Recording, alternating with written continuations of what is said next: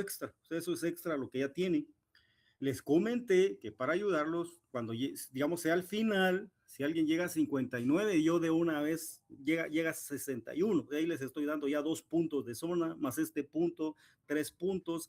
Les he dado 5 puntos más en cada corto que lo han hecho en casa, eso es para ayudarlos. Entonces, eso ha ayudado a bastantes, pero no se confíen con eso, por favor. Entonces, si no han ganado ningún parcial, tienen que ganar el final para ganar su clase. Y los que ganaron ya un parcial, por lo menos pienso que ya están en zonas de 45 para arriba. Y yo creo que llegar a una zona 45 para arriba ya es bastante bueno porque el final vale 30. Y después, si quieren, mañana hablamos qué se va a evaluar en el final, ¿verdad? No vamos a evaluar todo en lo teórico para ayudarlos. Entonces, mañana, por favor, me recuerdan qué contenidos vamos a evaluar para parcial, ¿verdad? Entonces, eso quería comentarles antes para que por lo Disculpe, menos ahí tengan una idea de... Sí, sí, le escucho. solo para preguntar qué era lo que nos mencionó que teníamos que hacer, una guía, Hay una la que dijo guía que era un punto de extra. potenciometría, sí, guía de potenciometría y los ejercicios de espectroscopía atómica, que es aplicar ley de Beer, ¿verdad? Que eso se vuelve a evaluar en el final, ¿sí?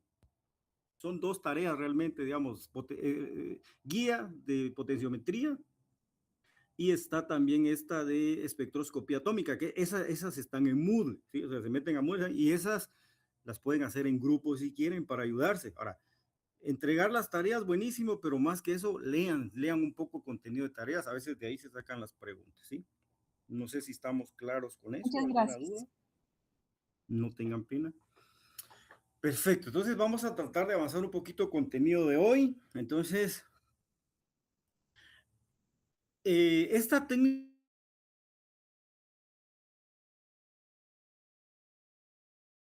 la espectroscopía de absorción atómica.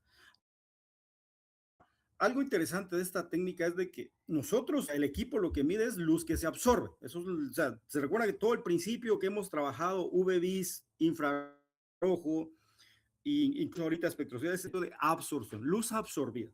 El analito absorbe radiación.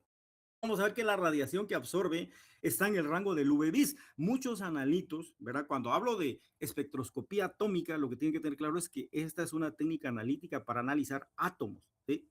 Por eso se dice atómica. Se recuerda que la espectroscopía UV-Vis molecular, digamos, porque es para moléculas, ¿verdad?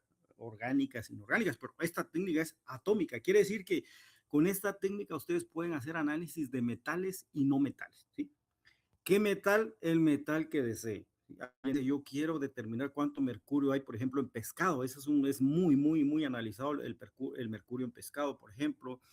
Alguien quiere analizar, por ejemplo, yo quiero saber cuánto hierro tiene, por ejemplo, un vegetal, espinaca, por ejemplo, esta técnica analítica. O sea, tiene muchísima aplicación. Entonces ya vamos a ver que con esta técnica, entonces pueden conocer la concentración de metales y no metales, o sea, tabla periódica, ¿verdad? Absorción atómica, técnica analítica para analizar elementos de la tabla periódica. Entonces, principios, luz absorbida, igual que espectroscopía UV-Vis. Ya vamos a ver que incluso hay un componente óptico acá que es idéntico a los que ya hemos visto, ¿verdad? De todos los equipos hay un componente óptico idéntico y el rango de trabajo, normalmente los equipos están de 200 a 800, igual que los equipos UV-Vis, ¿verdad? Ese es el rango de trabajo, digamos, de este equipo. Entonces, pero es un equipo que sirve para analizar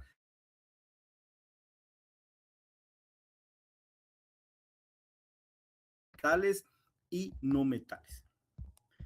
Entonces, vamos, dice que puede ser luz que se absorbe, es lo que nosotros vamos a entrar a detalle.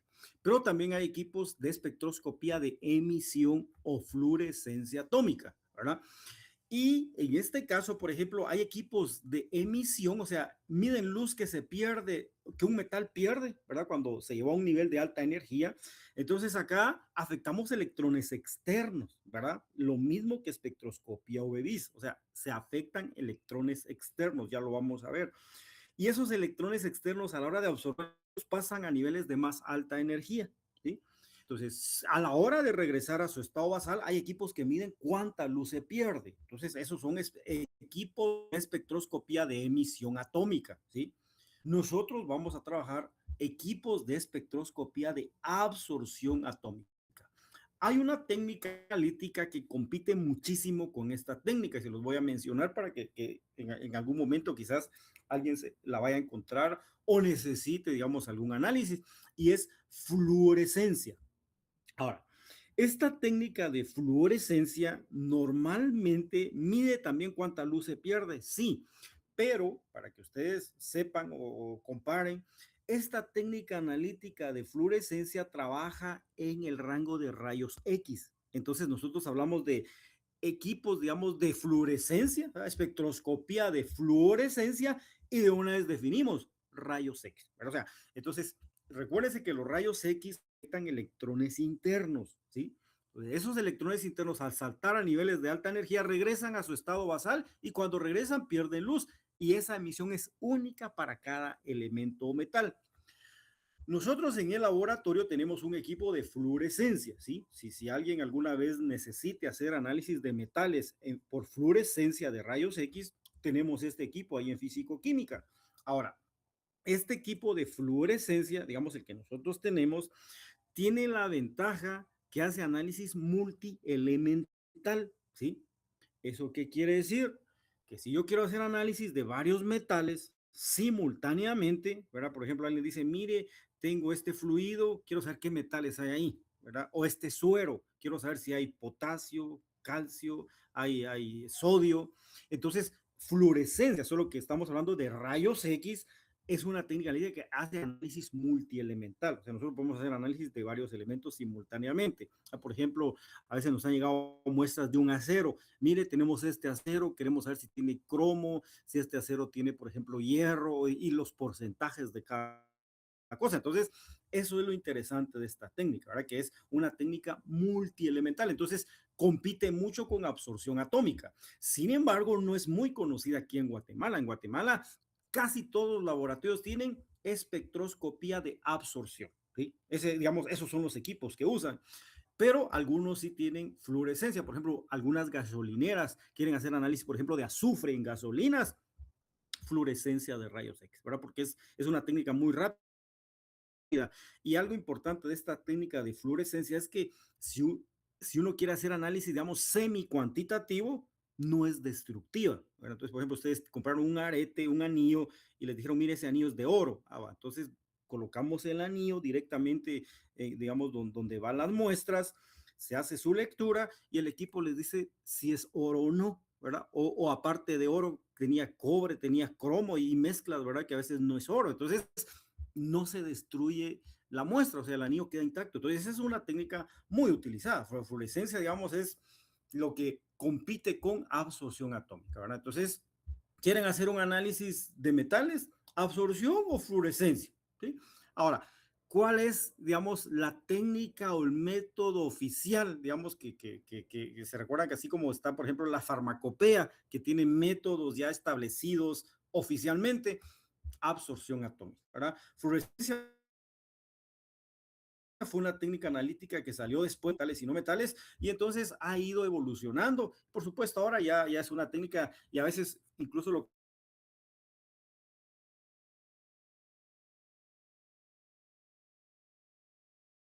que es hacer validación, ¿verdad? Se hacen lecturas por hacer eso, sí se puede hacer, ¿verdad? Si tienen equipo de absorción atómica, en el departamento de análisis inorgánico, ahí hay un equipo de espectroscopía.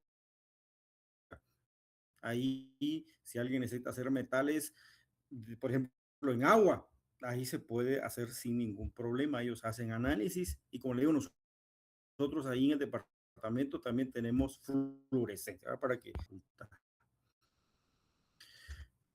Entonces, para hacer, nosotros vamos a hablar entonces de absorción, ¿verdad? Les hablé de fluorescencia para que sepan que es una técnica analítica que puede hacer metales y no metales, pero nos interesa absorción. Uno de los requisitos para hacer análisis por espectroscopía de absorción dice que los átomos, o sea, los metales, tienen que convertirse en un gas o en un vapor. Ese es un requisito, ¿sí? Ya lo vamos a ver por qué. Y entonces ese gas o ese vapor absorbe luz, y según la luz que absorbe, sí es su concentración. De hecho, aquí en espectroscopía de absorción atómica, para hacer análisis cuantitativo, utilizamos ley de Beer. ¿sí? Lo mismo que trabajamos con los equipos UV-Vis, que fue lo que más hicieron ustedes en el laboratorio. Estuvieron trabajando espectroscopía UV-Vis, haciendo análisis quali y quanti, pero entonces, así como se hacen análisis cuantitativos de muestras o digamos o moléculas, nosotros vamos a hacer análisis de metales o no metales, pero ya vamos a ver que lo primero que vamos a hacer es que esos metales tienen que estar en una solución. Eso es lo primero, ¿sí? Y después esa solución se debe convertir a un gas o un vapor. Eso ya lo hace el equipo, ¿verdad? O sea, yo solo preparo la solución y el equipo lo demás. Ahora, ¿qué es importante cuando están haciendo análisis por espectroscopía de absorción para un átomo? Normalmente nosotros obtenemos los espectros atómicos, ¿sí? Así como se recuerda que obtenemos los espectros continuos, que era parte de la tarea del corto, y miren, del corto yo no sé por qué no sacan los 100 puntos. Les pedí espectros UV-Vis, eran 18 ácidos fenólicos, solo se mete uno, ¿cuál es el espectro atómico del? Y aparece la gráfica, y me hacían unas curvas rectas, no sé de dónde sacaban esas sus gráficas, pero estos son los espectros, miren, espectros donde uno ve la longitud de máxima absorción. Claro, este es de un átomo, ¿verdad? Ustedes tenían que presentar los espectros continuos. Hay un grupo, creo que tiene 100. Es ideal, si quieren, compartan su tarea, jóvenes, con todos para que vean cuáles eran los espectros, porque eso es muy importante. Quiero hacer análisis de ácido cafeico. ¿Qué es lo primero que tiene que buscar? ¿Cuál es el espectro, la longitud de máxima absorción del cafeico, ¿verdad? Por espectroscopía OBEVIS. Encuentran el espectro continuo y ya lo tienen de referencia. Alguien, por ejemplo, dice, miren, a mí me dicen que esto es cafeína. Va, ¿qué hacen ustedes con una muestra desconocida? Pues hagan un barrido por espectroscopía UV-Vis, que van a obtener en el barrido su espectro de esa molécula. Y entonces, si no tienen un estándar, ¿verdad? Porque recuerden que los espectros se obtienen con muestras estándares o muestras de referencia, entonces vengo yo y busco espectro de ácido cafeico por espectroscopía UV-Vis.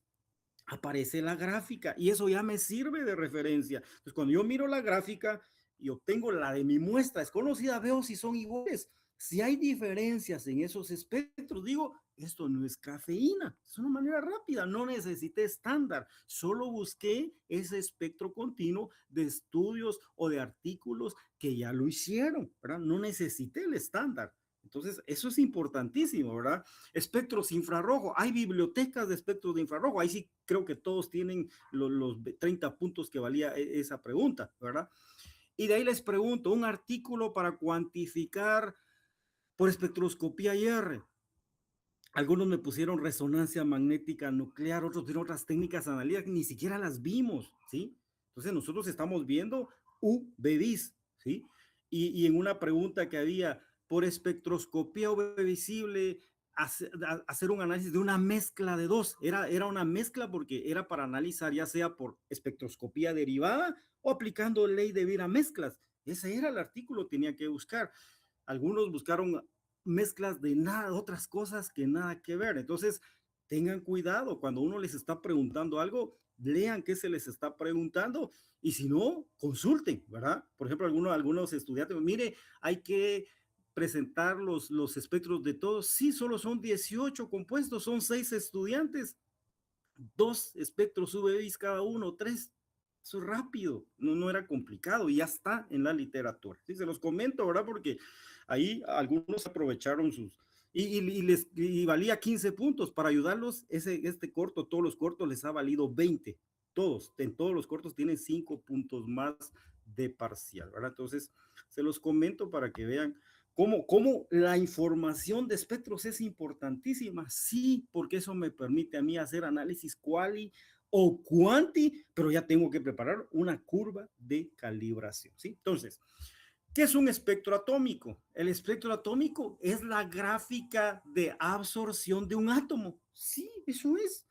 Y así como hay espectros atómicos de absorción, también vamos a ver que hay espectros de emisión. Cuando se pierde luz, los equipos registran una gráfica de esa pérdida de luz, ¿verdad? Entonces, nosotros, como les digo, vamos a estar con absorción. Entonces, el espectro atómico, ¿qué lo caracteriza? Como es un solo átomo y no se ha combinado con nada, ¿verdad? Sodio es sodio, potasio es potasio, calcio es calcio, no se combinó con nada. Entonces, los espectros de los átomos son simples, tienen líneas de absorción únicas y características para cada metal. Y eso me permite a mí identificarlos. Entonces, cuando yo quiero saber a qué longitud de onda hago un análisis para un metal, ¿sí? ¿Qué es lo que hago? Busco su espectro atómico y digo, este metal presenta su longitud aquí donde esté la señal más alta. Por ejemplo, aquí, 400 nanómetros. Perfecto, eso se los dio el espectro atómico. Entonces, una manera de saber longitudes de máxima absorción para los metales es con su espectro atómico. Y una manera de conocer la longitud de máxima absorción para moléculas es con su espectro continuo, ¿verdad? Que era lo que les había pedido. Se recuerdan que en el corto 2 hicieron una mezcla de cromo y cobalto, si no estoy mal. Y ahí les preguntaba cuál es la longitud de máxima absorción. Entonces, eso está en literatura y todos creo que sí buscaron ahí las longitudes máximas de absorción de cada metal. Entonces, otra forma puedo utilizar yo para saber una longitud de máxima absorción de metales y no metales, ¿verdad? Porque ahorita estamos hablando solo de metales. Ok. Entonces, una con su espectro atómico, ¿sí? Ok. Si hablo de espectro continuo, así, ahí eso es para moléculas. Eso ténganlo claro, por favor. Espectros atómicos es para átomos, metales y no metales. Entonces, el espectro atómico da la longitud de máxima absorción. Sí, es una gráfica que muestra esa longitud de máxima absorción por la máxima absorbancia que presente. Sin embargo, hay otra manera de conocer esas longitudes de máxima absorción para metales y no metales. A eso le llamamos nosotros diagramas de niveles de energía. O sea, ¿qué es un diagrama de nivel de energía? Son los saltos electrónicos que producen los electrones más externos de un átomo. Y entonces vean, por ejemplo, estos ejemplos de estas gráficas. Ok. Aquí nos presentan dos metales. El sodio, esta es la gráfica, digamos, del sodio, y esta es la gráfica de los diagramas de niveles de energía. O sea, son los saltos electrónicos que producen los electrones más externos. Entonces, cuando ustedes ven la configuración electrónica del sodio, el sodio tiene peso atómico 11, ¿sí? 11.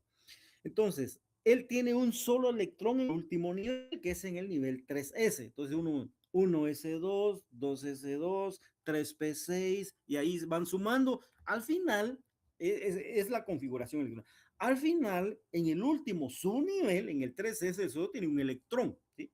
Entonces, recuérdense que espectroscopía UV-Vis afecta electrones externos, ¿sí? El electrón que se pierde o se gana cuando un átomo se combina. Entonces, el sodio tiene su electrón diferencial en un subnivel 3s, ¿sí? Cuando yo aplico radiación UV visible, ¿qué hace ese electrón del sodio? Él viene, absorbe luz porque está en su nivel más bajo de energía, ¿verdad? El sodio, preparé una solución de sodio y ahora quiero hacer su análisis por espectroscopía de absorción atómica. Entonces, aplico luz ultravioleta visible, digamos, en el rango UV-Vis. Ya vamos a ver qué tipo de lámparas se utilizan acá. Afecto este electrón diferencial. ¿Y qué hace ese electrón diferencial? Ese electrón puede saltar acá a un nivel 3p, ¿verdad? Que es un nivel cercano, o puede saltar a un nivel, por ejemplo, acá 4s, o puede saltar a un nivel 4p, o puede saltar a un nivel 3d. Sí, él puede hacer el salto a donde quiera. ¿De quién va a depender hasta dónde llega ese electrón? De la radiación que yo aplique. A mayor energía que yo aplique, que sería radiación ultravioleta, se recuerda que la radiación ultravioleta es más energética que la visible. Entonces, si yo aplico radiación UV, que es muy energética, es posible que este electrón digamos, del electrón diferencial de sodio venga hasta este subnivel 4p o salte hasta este otro nivel 3D. Pero para llegar a estos niveles va a pasar primero por este nivel 3p, ¿sí? Digamos, este nivel 3p es el primer salto electrónico que da ese electrón, digamos, en un nivel excitado, o sea, en un nivel de alta energía. Entonces, cuando aplico radiación, dice, este primer salto que hace le llama línea de resonancia, ¿sí? Entonces, ¿qué es una línea de resonancia? Una línea de resonancia es un salto electrónico, ¿sí? que produce un electrón externo de un átomo y es el salto que da al nivel más cercano. Por supuesto, este es nivel de alta energía. Este es nivel de alta energía. Eso se le llama niveles o estados excitados, ¿sí? Entonces, cuando da su primer salto, ¿sí? Vean la energía que da, el salto energético que da acá. Dice que en este salto energético va a absorber a 589.6 o 589 nanómetros. Eso es nanómetros, ¿sí?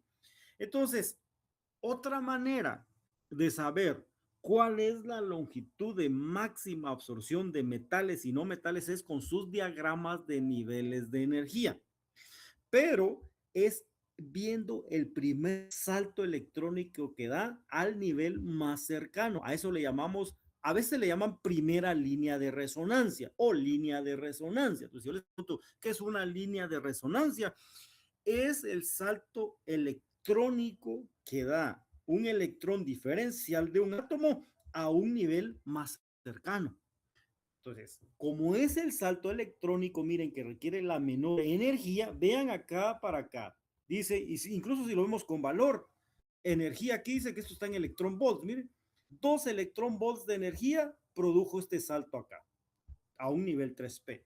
Entonces, pero ¿qué pasa, por ejemplo, con este otro? Si este electrón diferencial está acá, pero le aplicamos, por ejemplo, aquí, digamos, arriba de 3.5, 3.8 electrón volts, ese electrón viene a este nivel 4P, ¿sí? Entonces, pero vean el salto energético que da.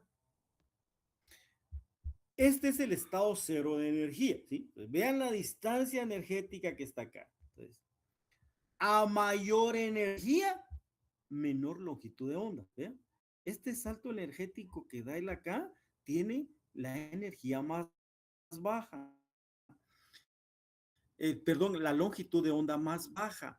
Pero vean este salto de la primera línea de resonancia. Este salto es como es el más pequeño en energía, entonces se presenta a mayor longitud de onda. Entonces, ¿qué caracteriza, digamos, a las líneas de resonancia o de primera resonancia en este diagrama? Se caracteriza uno porque es el salto electrónico al nivel más cercano. Eso es lo primero que tienen que saber. Número dos, es el salto electrónico que requiere la menor energía, ¿sí? Y a menor energía, por lo tanto, es el salto electrónico donde el átomo absorbe a mayor longitud de onda. Y esa mayor longitud de onda me sirve a mí para hacer análisis cuantitativo para el caso. Entonces, para el caso de sodio, yo puedo hacer una curva de calibración a 589.6, sí, es válido. O puedo hacer una curva a 589, es válido. Cualquiera de esas dos longitudes de onda son las longitudes donde este átomo absorbe su máxima energía. Entonces, es donde yo puedo hacer un análisis cuantitativo en las líneas de resonancia. Veamos el caso del potasio.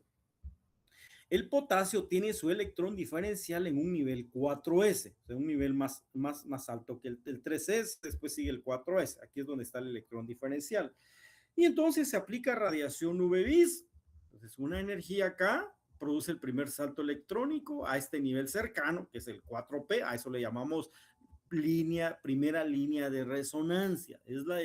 Recuérdense que es el salto más pequeño en energía. Por lo tanto, a menor energía, mayor longitud de onda. Entonces dice el potasio presenta sus longitudes de máxima absorción 769.7, 766.5.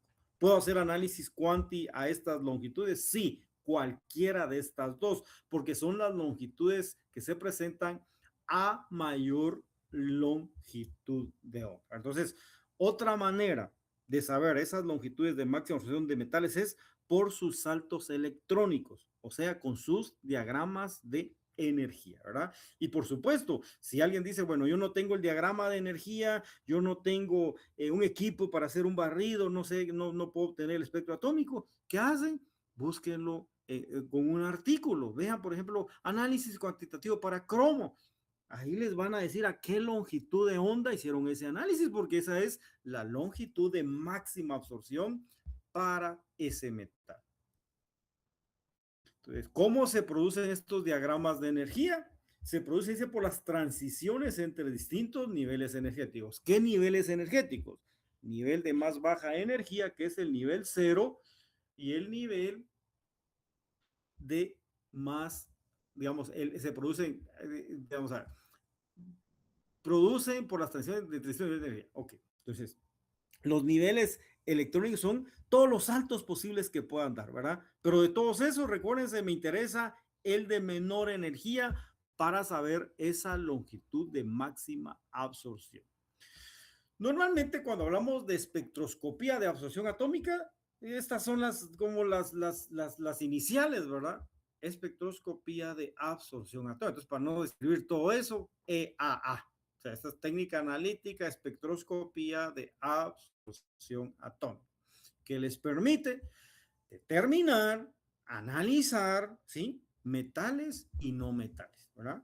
¿Cuál? Sí, pero normalmente también es para cuantificación, ¿verdad? Yo quiero saber, por ejemplo, estuvo de moda una vez que se estaba contaminando de arsénico varios pozos, nos llegaron un montón de muestras, eso fue antes de pandemia, y entonces querían saber cuánto arsénico había en el agua, ¿verdad? Y si había arsénico en el agua, ¿verdad? Entonces, el metal que uno desea determinar, esta es la técnica. Les voy a decir cómo la técnica tiene un montón de ventajas, pero preparar la muestra es un poquito complicado con eso, hay que tener mucho cuidado.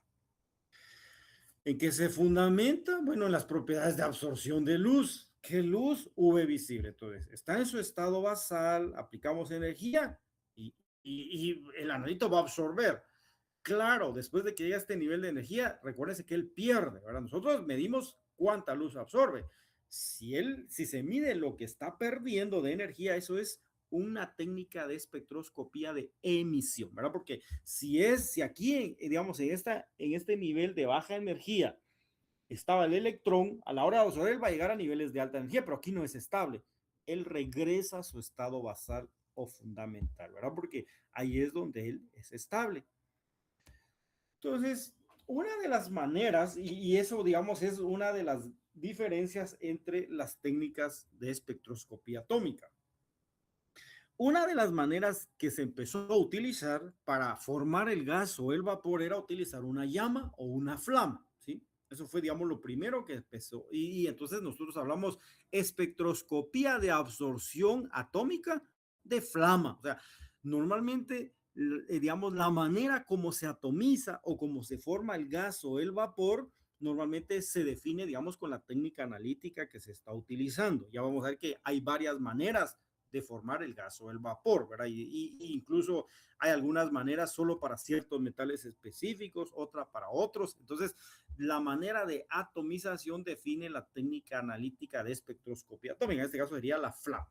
Entonces, la fuente de luz, esto viene de la lámpara. Se recuerdan que la lámpara produce el 100%. Aquí es donde la muestra es succionada y se atomiza aquí, digamos, dentro del equipo. Y cuando los átomos están aquí con el gas o el vapor, absorben luz, ¿sí? Y entonces esa luz que fue absorbida, la diferencia llega al detector y entonces me da cuánta luz absorbió la solución que estaba acá, ¿verdad? Formando gas o vapor. Entonces recuérdense, a mayor concentración de un metal, mayor es la cantidad de luz que absorbe, ¿verdad? Entonces, para que tengan una idea de más o menos cómo se hace esto. Entonces, requisito, las muestras tienen que formar un gas o un vapor y a todo eso se le llama atomización, que ya vamos a ver que hay varios pasos para llegar a formar ese gas o ese vapor. Los equipos tienen diferentes componentes ópticos, digamos, desde los equipos de espectroscopía atómica. Una de ellas es la cámara de vaporización, ¿sí? La cámara de vaporización, como su nombre lo indica, ¿qué forma? Un gas o un vapor, ¿verdad? Ese, digamos, ya es un componente interno de estos equipos, pero equipos que utilizan una flama o una llama, ¿verdad? Y entonces, dice, se produce la nebulización, ya vamos a ver esos pasos aquí en un diagrama de flujo, pero básicamente, ¿qué es lo que sucede internamente en el equipo para que tengan una idea? Esto que está acá, esto es la flama, o sea, esta es la llama que uno mira externamente, se ve ahí la flama, digamos, cuando uno está utilizando un equipo por espectroscopía de absorción con flama. Para producir esta flama, ¿qué necesitan? Un oxidante y un combustible. Entonces, la mezcla del oxidante y combustible ideal o adecuada produce una buena flama. Ya vamos a ver que a veces el combustible o el oxidante a veces lo define el fabricante de equipo. El fabricante de equipo dice use esto y esto, pues eso hay que usar, ¿verdad? Ya lo vamos a ver. Pero aquí básicamente lo que se hace es que se hace una mezcla. Esto que está acá, miren, es la muestra. Muestras en solución. Ese es uno de los requisitos por espectroscopía de absorción atómica. Entonces, si alguien, por ejemplo, les dice, miren, yo quiero hacer análisis de metales, por ejemplo, un suero, o sea, en un líquido, ya está en solución, eso es de lo más fácil que hay. Solo miden un volumen exacto, ¿sí? De esa muestra. Ese volumen exacto se viene acá para analizarse con el equipo. El equipo acá inyecta 10, 20, 30 microlitros. O sea, él ya por default inyecta siempre la misma cantidad. Y entonces con esa cantidad que inyecta yo puedo saber qué concentración tiene, ¿verdad? Pero muestras en solución. Ahora, ¿qué pasa si la muestra que tengo yo no está en solución? Que eso es lo más común. Por ejemplo, alguien dice, mire, yo quiero hacer análisis de plata o análisis de oro y le lleva una roca, ¿verdad? Una roca, por las mineras usan estos equipos, sí, ellos usan estos equipos porque hay que hacer análisis de los metales que hay ahí. Entonces, esa roca hay que pasarla por un proceso de digestión, ¿sí? Eso de digestión, ¿qué es? Digestión no es más que consumir o eliminar toda la materia orgánica, para todo lo que no sirve, ¿verdad? Y para hacer eso, normalmente se hace con mezcla de ácidos, ¿verdad? Entonces se usa, por ejemplo, ácido clorhídrico, ácido nítrico, a eso se le llama agua regia.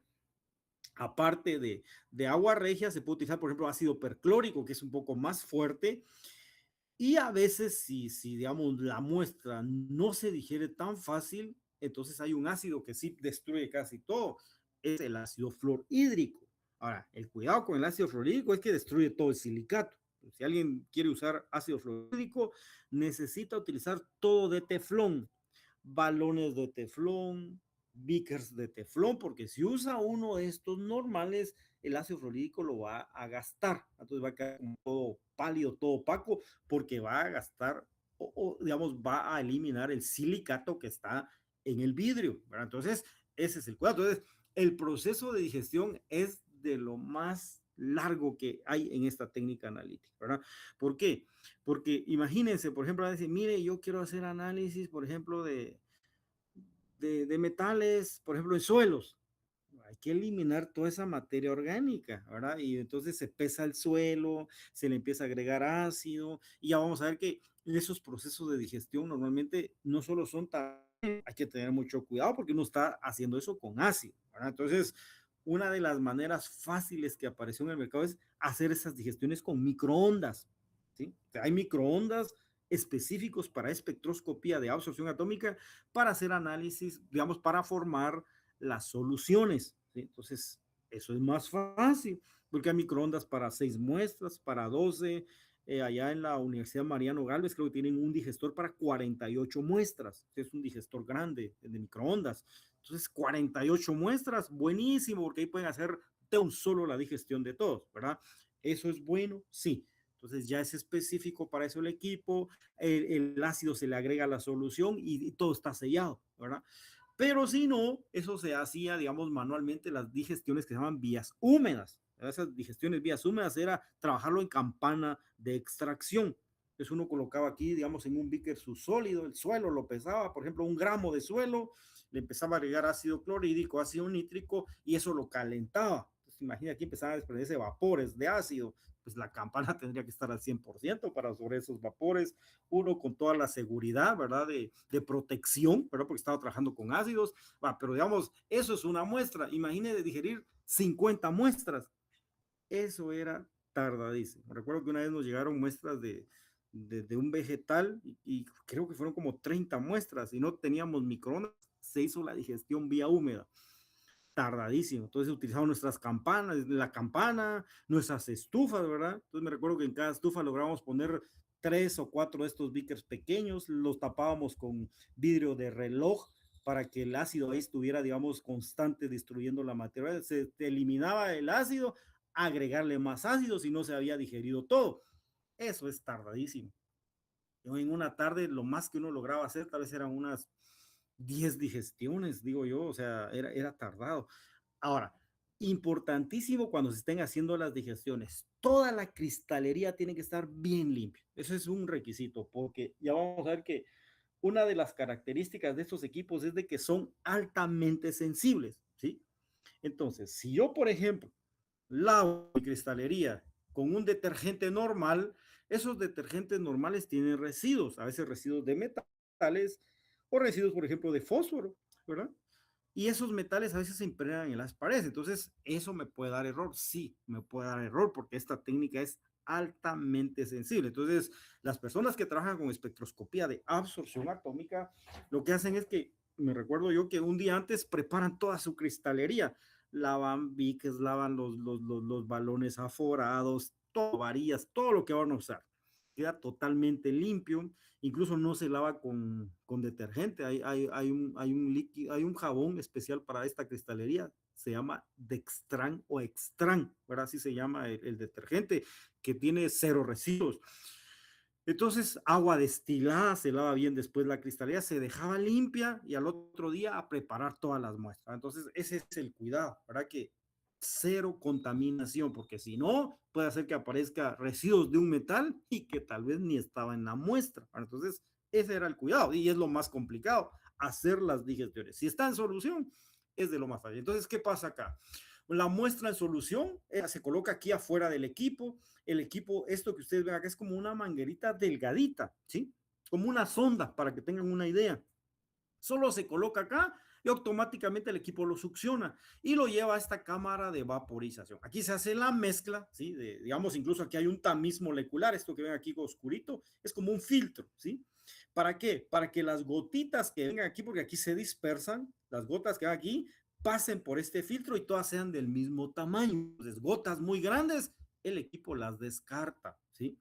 Y las gotas del mismo tamaño, ¿por qué del mismo tamaño? Porque dice que así se vienen juntas todas las gotas de la muestra y todas llegan a la atomización. Entonces, esto, digamos, ya es un componente así del equipo de espectroscopía de absorción atómica con flama, ¿verdad? Para hacer una mezcla perfecta de las gotas que se quieren analizar. Entonces, vean, cuando hablo de proceso de atomización, digamos que la atomización es todo el proceso que me permite a mí formar el gas o el vapor, ¿verdad? Entonces, número uno dice muestras en solución. Eso es lo primero, ¿sí?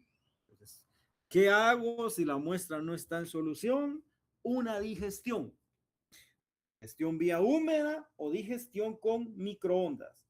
¿Qué se utiliza para hacer digestiones? Utilizamos ácidos o mezclas de ácidos, ¿sí? Entonces, para hacer las digestiones, ácidos o mezclas. ¿Qué ácidos utilizan? Agua regia, ácido clorhídrico, ácido nítrico.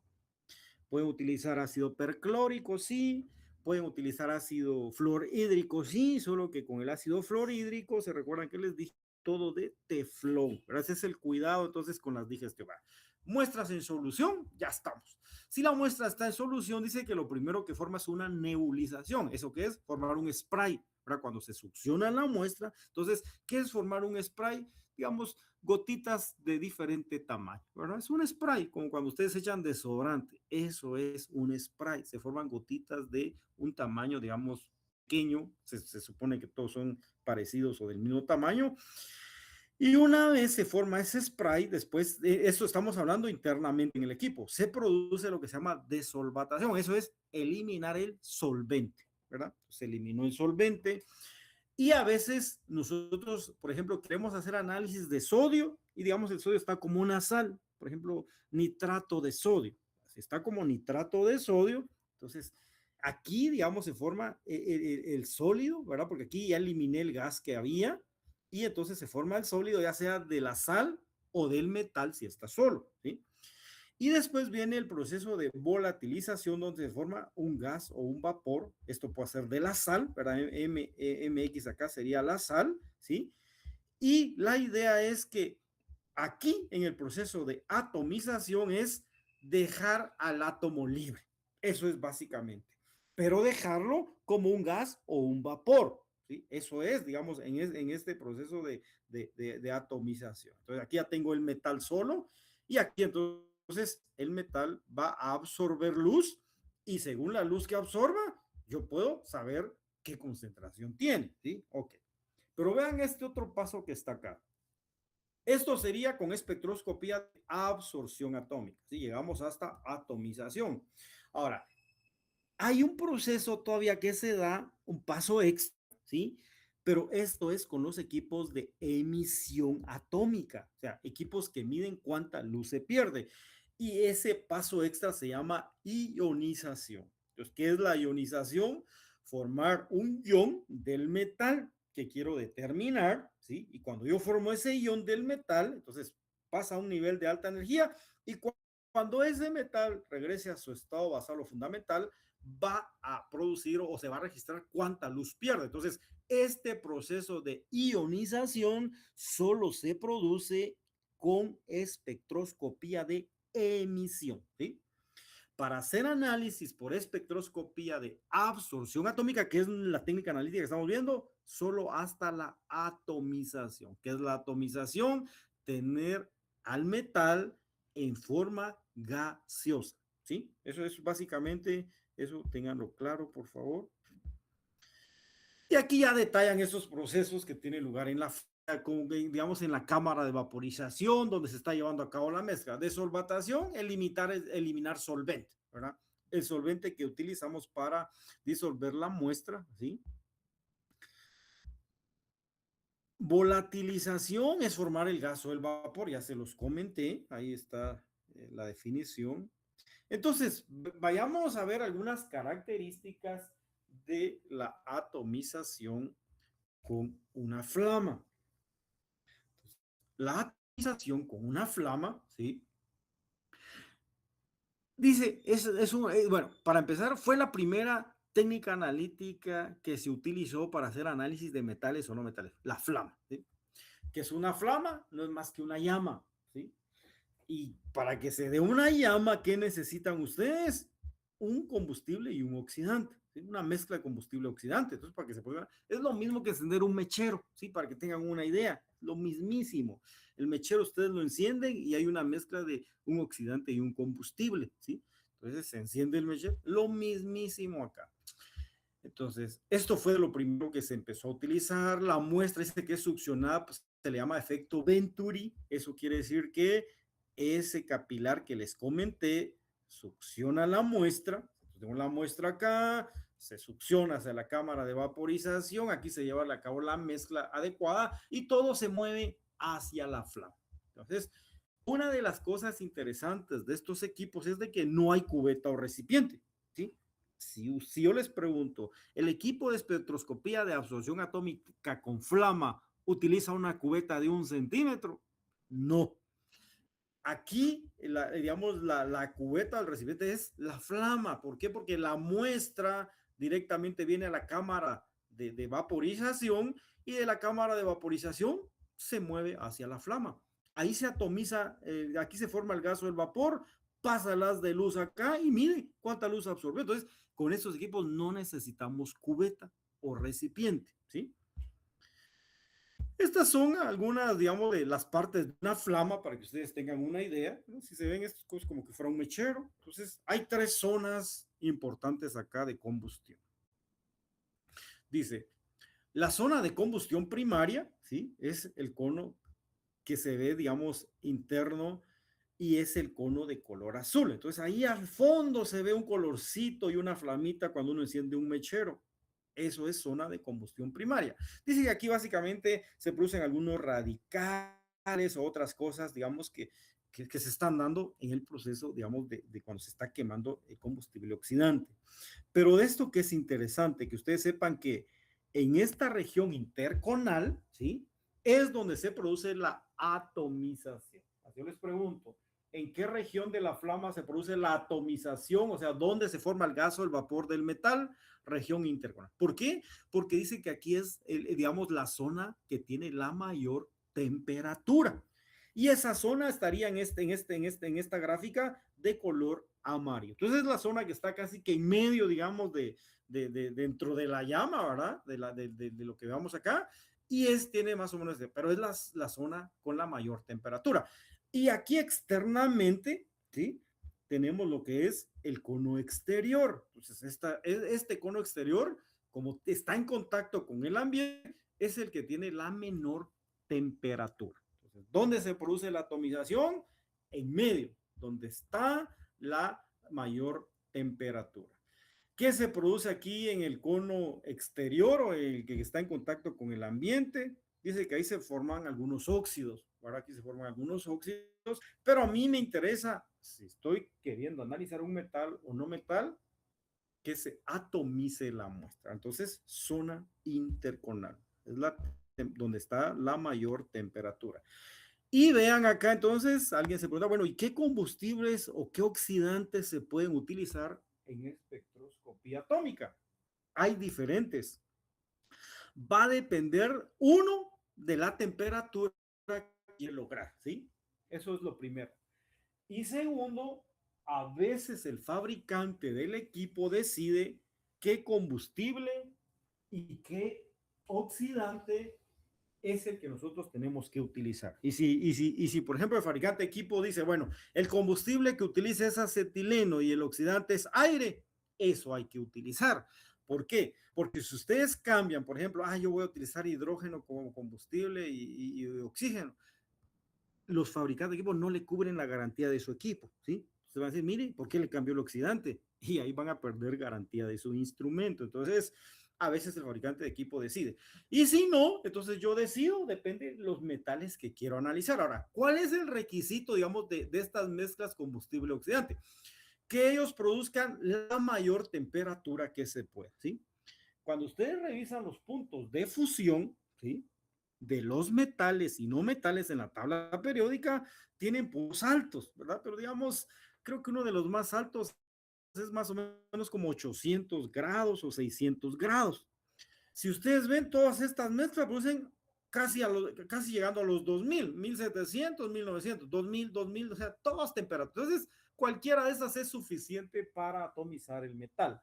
Ahora, hay algunos fabricantes de equipo que dicen, por ejemplo, si usted va a determinar metales pesados, ¿verdad? Por ejemplo, plomo, cromo, cadmio, ¿verdad? Que son de los comunes como metales pesados. Entonces dice, bueno, utilicen la mezcla combustible oxidante que produzca la mayor temperatura. Entonces, acetileno oxígeno, ¿verdad? Esa sería la mezcla ideal o adecuada, digamos, para metales pesados. Sin embargo, cualquiera de estas mezclas es suficiente para vaporizar o atomizar cualquier metal. Entonces, ¿cuál es la que más se usa? Acetileno aire. ¿Sí? Esa es de lo más económico que hay. Cilindro de acetileno se consigue, el cilindro de aire es barato. Entonces, y vean las temperaturas, 2100 a 2400, suficientes para analizar cualquier metal y no metal, ¿verdad? Entonces, a veces nos vamos más al costo, ¿verdad? ¿Cuánto cuesta el combustible y cuánto cuesta el oxidante? Ahora, esto sí es importante. Cuando ustedes decidan qué combustible y qué oxidante utilizar, necesita mezclas adecuadas, ¿verdad? Ya vamos a ver que eso es importante. O sea, por ejemplo, 50% de esto, 50% de esto. O sea, la mezcla adecuada, ¿sí? Porque eso me va a dar una buena flama. Y para eso necesitamos entonces nosotros que haya una medida de cuánto combustible y cuánto oxidante, digamos, se está mezclando para tener una mezcla adecuada. A esa mezcla de combustible oxidante se le llama el caudal. ¿Sí? ¿Qué es un caudal? El caudal no es más que una velocidad de flujo que se expresa con esta letra Q mayúscula. Esto es caudal. ¿Y cómo se expresa? Centímetros o mililitros, ¿verdad? De combustible o de oxidante por minuto. Esa es, digamos, la medida de un caudal, velocidad de flujo. Y entonces los equipos tienen esos medidores. Por ejemplo, algunos equipos tienen esto, que es un rotámetro, ¿verdad? Entonces, este rotámetro lo que hace es que mide esa cantidad de flujo, tanto de oxidante como combustible, para que sea el mismo cada vez que nosotros nuestros análisis. Desventajas y algunas ventajas de la atomización con flama. Dice reproducibilidad de muestras, sí. Una desventaja es la pobre eficiencia de la atomización. ¿Por qué? Nosotros normalmente les comenté que utilizamos microlitros de muestra, ¿verdad? 10 microlitros, 20 microlitros, eso es bien poco, ¿sí? Entonces, a veces se da cuando llega a la cámara de vaporización, ¿verdad? Que la mezcla combustible oxidante, digamos que diluye demasiado mi muestra, ¿verdad? Entonces, que ya llegue poca muestra hacia la flama, ¿sí? Y eso hace entonces que dice que eso lo reduzca el volumen, ¿verdad?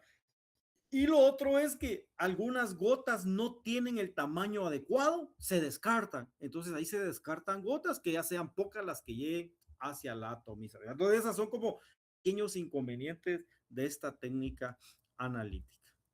Para evitar esos problemas, entonces en el mercado después aparecieron otro tipo de atomización, o sea, otra manera de formar gas o vapor. Y a eso le llaman atomización electrotérmica. Hay diferentes tipos de atomización electrotérmica con ventajas, desventajas de cada uno, aplicaciones para cada una. De esto hay un documento, ¿sí? Que está en Moodle que tiene la explicación de las diferentes técnicas de atomización.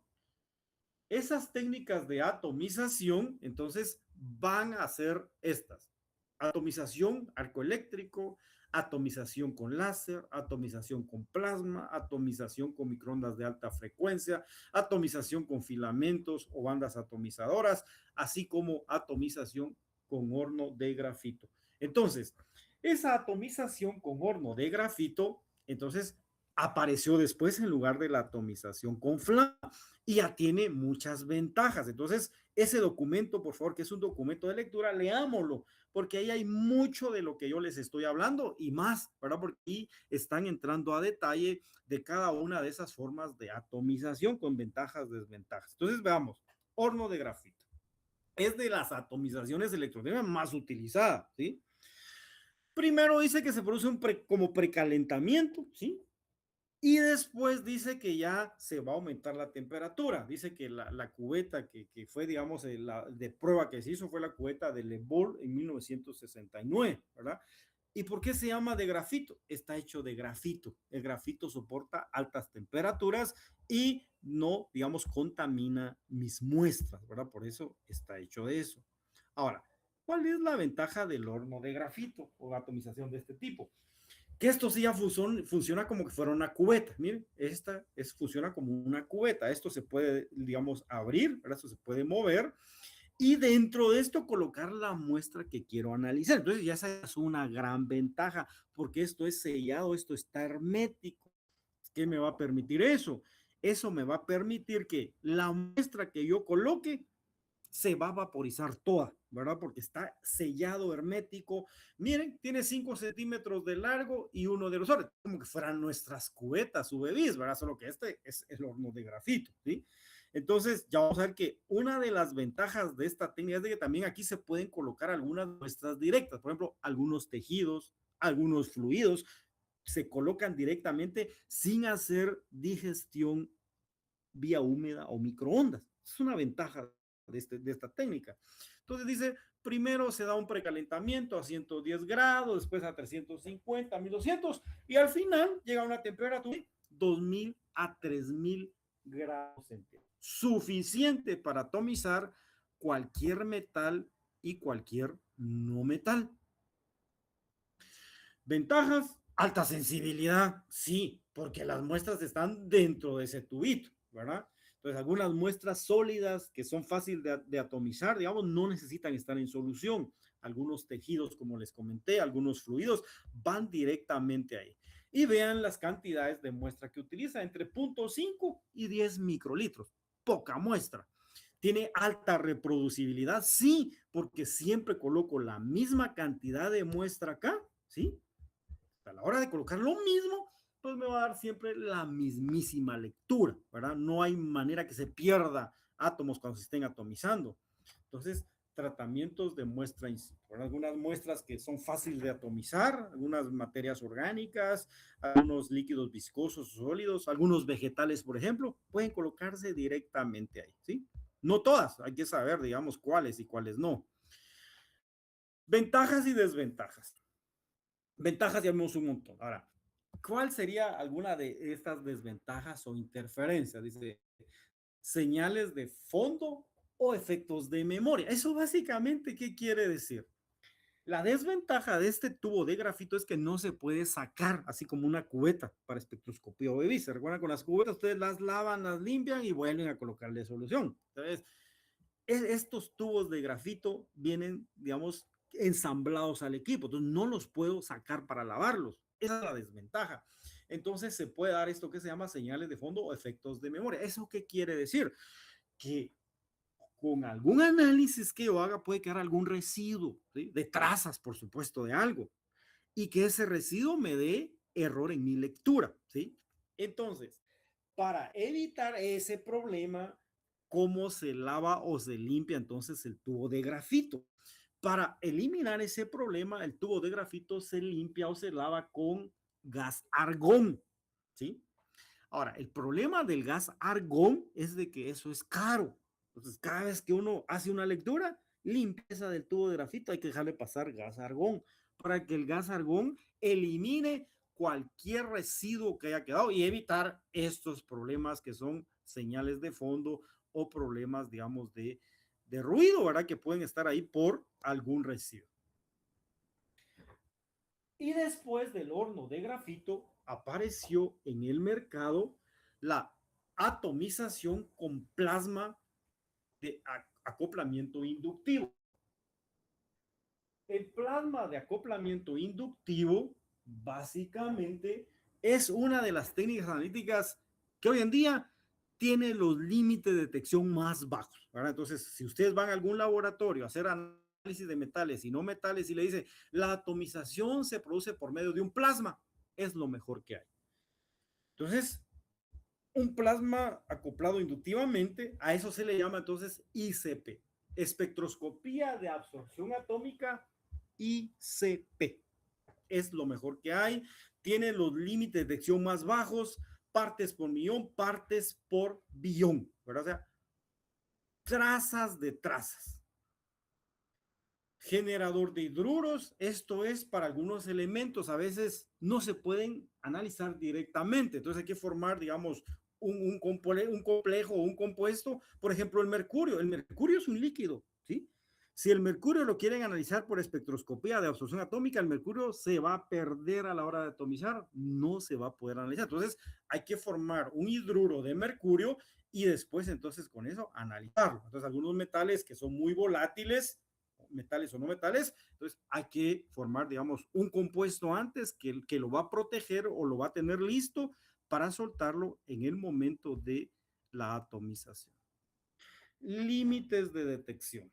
Veamos, este cuadro es interesante. Vean aquí, por ejemplo, estamos en microgramos litro, ¿sí? Estos son los límites de detección, microgramos litro.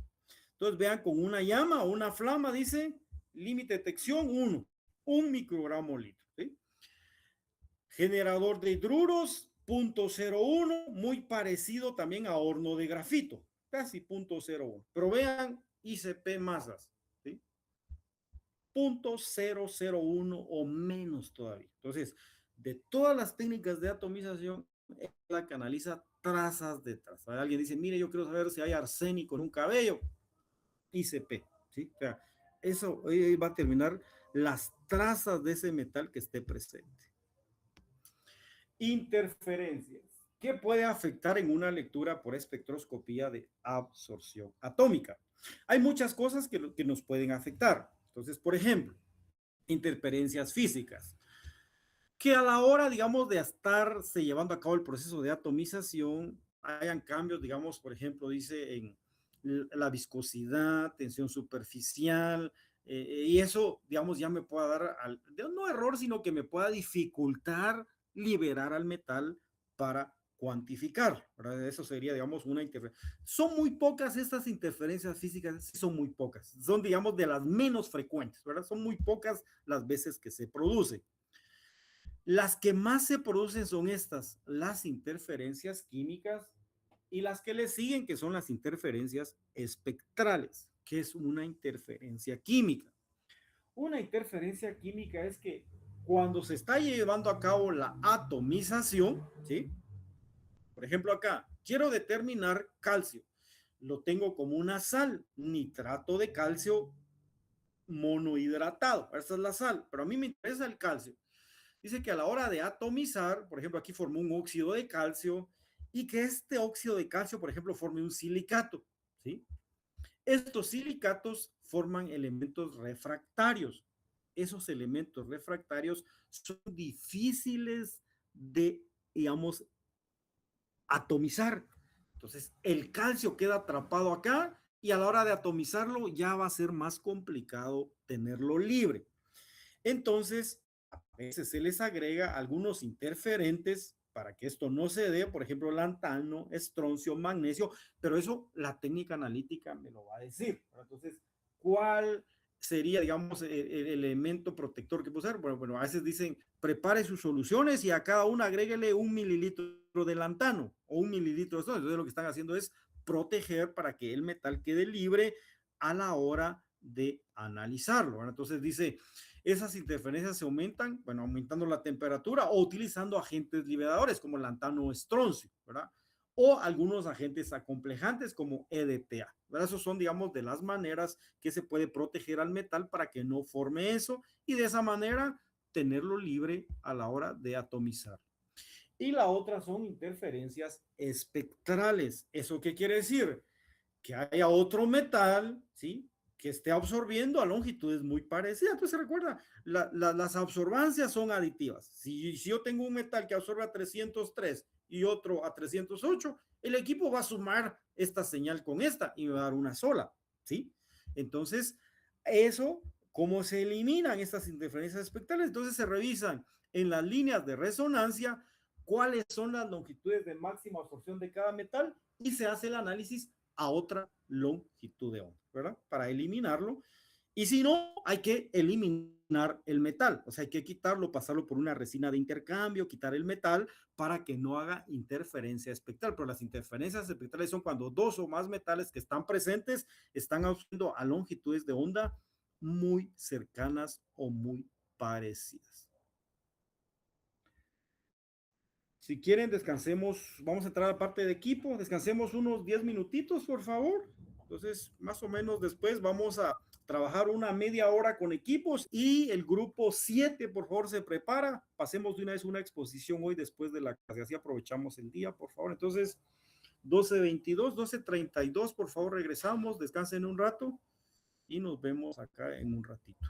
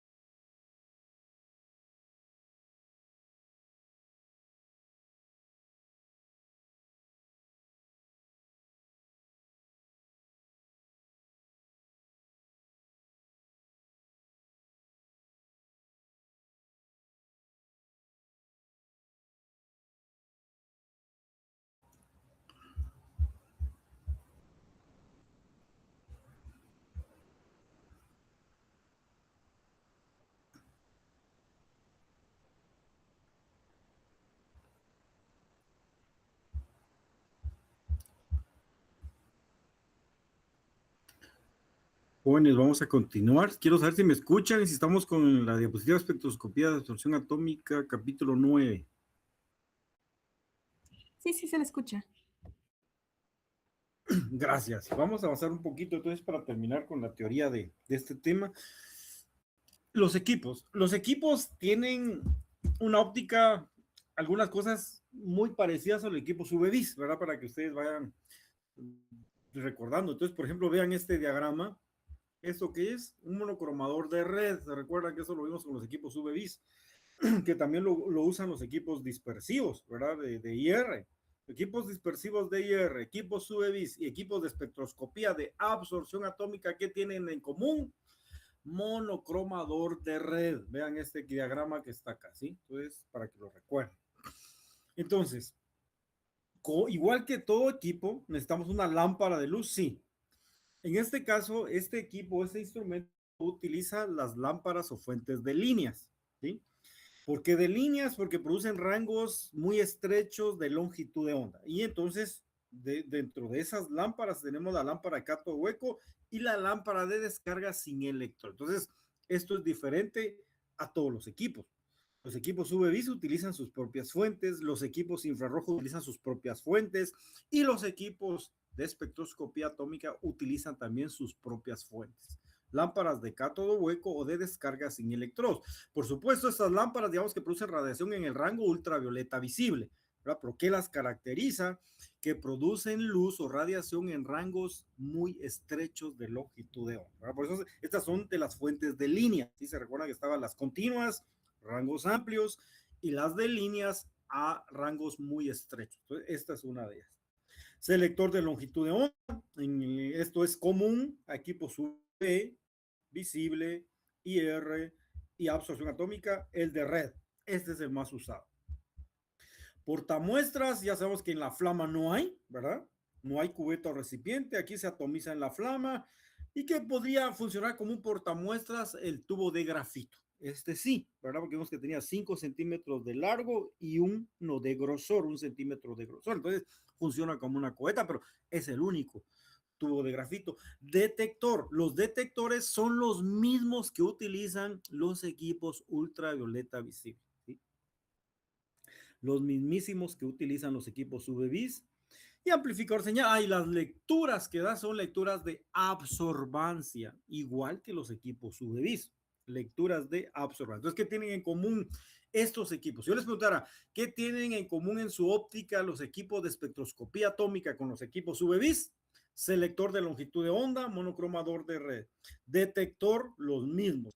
Y que da también lecturas de absorbancia. Eso es lo que tienen en común. Este es un diagrama óptico de un equipo, ¿sí? Entonces, lámpara, cátodo hueco. ¿Por qué se le llama a esta lámpara de cátodo hueco? Ya lo vamos a ver. Esto que está acá, miren que ven ustedes como, esta es la lámpara. Internamente aquí ven ustedes esto. Esto es el cátodo, ¿sí? Y este cátodo se recubre del metal que se quiere analizar. Ya vamos a ver algunas características de esta lámpara. La flama donde se atomiza, selector de longitud de onda, detector de los mismos que utilizan los equipos UV y lectura de absorbancia.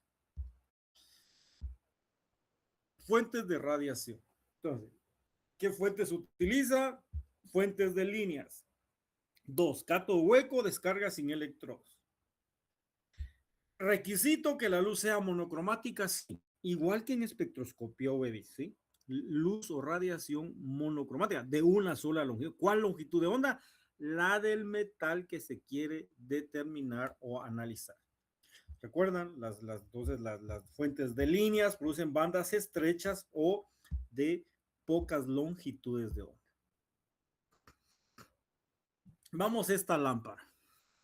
Lámpara de cátodo. Dice, consiste en un ano de wolframio y un cátodo cilíndrico cerrado herméticamente en un tubo de vidrio lleno de gas neón o de argón, que producen una presión de 1 a 5 torr. Y esto es, digamos, lo que tienen que saber de esta lámpara. Esto que está acá, les comenté que era el cátodo, ¿sí? Esto que está acá interno, esto es el cátodo. Y este cátodo se recubre del metal que se quiere analizar. Entonces, por ejemplo, quiero hacer un análisis para cromo, por ejemplo. Entonces, este cátodo está recubierto de cromo, ¿sí? ¿Qué va a pasar cuando esta lámpara se encienda? Cuando esta lámpara se encienda, va a producir casi que radiación ya monocromática, porque el cromo que está recubriendo acá se va, digamos, a excitar a niveles de alta energía y produce radiación a longitudes de onda estrechas. Entonces, estas lámparas de cátodo hueco le dan a estos equipos alta especificidad, ¿sí? ¿Eso qué quiere decir? Que la lámpara es única para hacer análisis de ese elemento o de ese metal. Entonces, ventaja sí, alta especificidad, porque están produciendo radiación casi que ya de una sola longitud de onda. Ahora, ¿cuál es el inconveniente? El inconveniente de estas lámparas era de que para poder hacer análisis, por ejemplo, de 20 metales, ¿qué necesitaba? 20 lámparas. Una lámpara que, por ejemplo, quiera hacer análisis de hierro, entonces el cátodo acá tendría que estar recubierto de hierro, ¿sí? Entonces, eso fue al inicio, ¿verdad? Para cada metal una lámpara, entonces eso complicaba mucho, ¿verdad? Por ejemplo, alguien decía, mire, quiero hacer análisis de cromo, pero no tengo la lámpara, entonces no lo podía hacer. En el mercado después aparecieron algunas lámparas multielemental, o sea, de estas de cátodo hueco. Entonces, por ejemplo, lámparas para 3 elementos, para 5 elementos, o sea, eso ya facilitaba un poquito el trabajo, ¿verdad? Porque entonces una lámpara se podía analizar para 6 metales, por ejemplo. Entonces, aquí en el cátodo tenía el recubrimiento de 6 metales, la mezcla de los 6 metales, ¿verdad? Entonces, producía radiación, por supuesto, de esos metales. En el monocromador o en el selector de longitud de onda ya se separaba la longitud para el metal específico, pero eso ya amplió el uso de estas lámparas, ¿verdad? Entonces ya eran multielemental, no para muchos, pero por lo menos ya tenían más aplicaciones. Después entonces apareció en el mercado, viendo ese problema, estas fuentes que son las lámparas de descarga sin electrodos, ¿verdad? Entonces, ¿qué es una lámpara de descarga sin electrodo? Dice que es un tubo de cuarzo con metal, con la sal, ¿verdad? Cuyo metal se requiere analizar. Entonces, la ventaja de esto es de que ya tenían recubrimiento multielemental. Entonces, los iones de argón, dice, se crean por energía de radiofrecuencias, ¿sí? Entonces está lleno de gas argón, ¿verdad? Para mantener cierta presión. Y los iones van colisionando con cabo, pero vean la ventaja de esto. Dice, ya hay lámparas para 15 elementos. Eso ya es una gran ventaja, ¿verdad? Porque no solo es para uno. Entonces ya puedas analizar 15 elementos. Por supuesto, hay que saber qué elementos se pueden analizar con una lámpara de este tipo. Eso ya amplía mucho más entonces la aplicación, ¿sí? Entonces, llenas de gas argón, ¿sí? ¿Cómo se produce, digamos, la radiación? Dice por radiofrecuencia o microondas cuando se ioniza el argón adentro de la lámpara y con su recubrimiento del metal lo excita o lo pasa a niveles de alta energía, ¿verdad? Para producir luz ya casi monocromática. Algunos equipos utilizan esta fuente que es un láser de diodo, ¿sí? Entonces, esto ya, digamos, es otro sistema de calentamiento. Sin embargo, digamos, digamos, un láser produce, digamos, radiación de ancho de banda bien estrecho, ¿sí? Si comparamos, por ejemplo, estas fuentes con las de cátodo hueco y descarga, esas son las que producen los menores anchos de banda, ¿sí? Entonces, estas son, digamos, de las más utilizadas. Equipos modernos o recientes utilizan las fuentes láser, ¿verdad? Para hacer análisis para metales y no metales, ¿verdad? Entonces, el láser es todo un sistema, hay diferentes tipos de láser, ¿verdad? Pero básicamente, digamos, ¿qué es lo que necesitan hacer ustedes de esto? Que es una fuente de luz utilizada en espectroscopía de absorción atómica, pero que es de las que producen los anchos de banda más estrechos, ¿verdad? Casi ya como que fuera luz monocromática. Y los equipos básicamente los vamos a clasificar nosotros, así como los equipos UV-Vis, ¿verdad? Entonces, equipos de un solo haz y equipos de doble haz. O sea, la clasificación de equipos de espectroscopía atómica es simple, ¿verdad? Solo un solo haz, doble haz. Un solo haz consiste, dice, en varias fuentes de cátodo hueco, un cortador o una fuente. Eso es básicamente cómo está, digamos, haciendo la lectura interna. Y básicamente vayámonos al diagrama de flujo. fuente, cátodo hueco, descarga sin electrodos o diodo láser. O sea, sabemos que hay tres fuentes para hacer análisis por espectroscopía de absorción atómica. Y de esta lámpara, entonces el 100% de su, aquí está el cátodo, miren esto que ven ustedes acá, está recubierto del metal, dice, produce luz ya casi monocromática. Sin embargo, aquí digamos se está atomizando, ahora en este caso si es una flama, horno de grafito, y o sea, depende la forma o atomización del fabricante de equipo. Selector de longitud de onda, detector y nuestra lectura de absorbancia. Entonces, un solo haz, el 100% hacia la muestra, ¿verdad? Eso es. Y el de doble haz es lo que ya hemos visto. 50% hacia la muestra, 50% hacia la referencia y después se juntan detectores idénticos a los UV visible, fotomultiplicador, estos son de los detectores más utilizados, el fotomultiplicador, lámpara de cátodo hueco, 50% hacia el blanco, 50% hacia la muestra que se está atomizando, en este caso una flama.